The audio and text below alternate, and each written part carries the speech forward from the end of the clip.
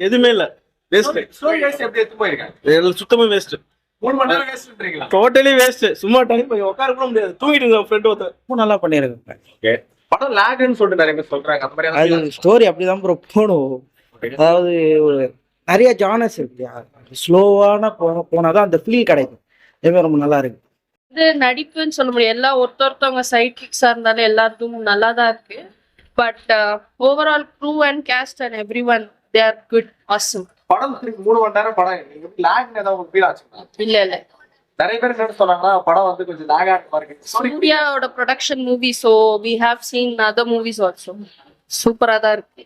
Story நல்லா இருக்கு, screen play நல்லா பண்ணியிருக்காங்க, காமெடி நல்லா ஒர்க் ஆயிருக்கு, எமோஷனும் கொஞ்சம் ஒர்க் ஆயிருக்கு. அங்கங்க கொஞ்சம் லாஜிக் மிஸ்டேக் இருந்தாலும் படம் நல்லா போகுது. படம் எப்படி இருக்கு? அவங்க காம்போ நல்லா தான் இருக்கு. அவங்க காம்போ வேற யாரும் போட்டிருந்தா கூட செட் ஆயிருமான்னு தெரியல. ஆனா அவங்க காம்போ நல்லா இருக்கு. எல்லாருக்கும் பிடிக்குமான்னு தெரியல. ஒரு புத்தகம் வாசிச்ச மாதிரி இருக்கு, ஆனா பொறுமையா தான் போகுது. நல்லா இருக்கு, ரொம்ப நல்லா இருக்கு, எனக்கு பிடிச்சிருக்கு. எல்லாரும் ஆடி பிடிக்குமா இந்த படம்? கண்டிப்பா கஷ்டம்தான்.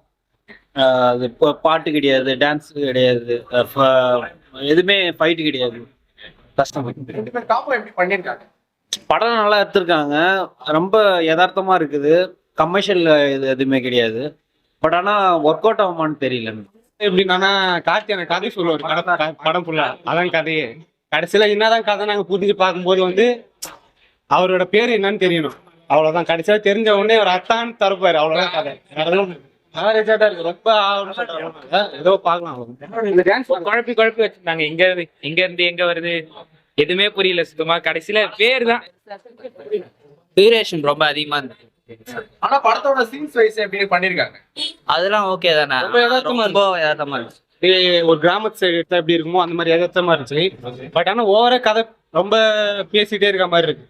ஒரு சீன்ஸ் மாதிரி இல்லாம 2 பேர் கான்வர்சேஷன் நடத்தினா எப்படி இருக்குமோ அதே மாதிரி எல்லாம் சொல்லிட்டு போறாங்க, எல்லாருமே பார்க்கலாம். ஃபேமிலி என்டர்டைன்மெண்ட் மூவி தான், நல்லா இருக்கு படம்.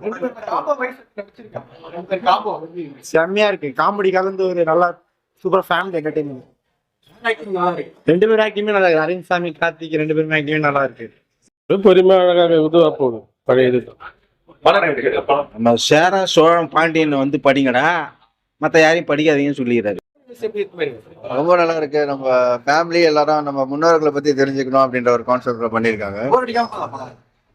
பார்க்கலாம், கண்டிப்பா பெரியவங்களுக்கு எல்லாருக்கும் ரொம்ப பிடிக்கும், நல்லா இருக்கு. இந்த ஜெனரேஷனுக்கு ஏத்த மாதிரி இல்லைங்களா? இல்ல கண்டிப்பா இல்ல, இந்த ஜெனரேஷனுக்கு வந்து ஃபியூச்சர் வந்து முன்னோர்களை பத்தி சொல்லணுன்றத மட்டும்தான் கான்செப்டா கொடுத்துருக்காங்க, நல்லா இருக்கு.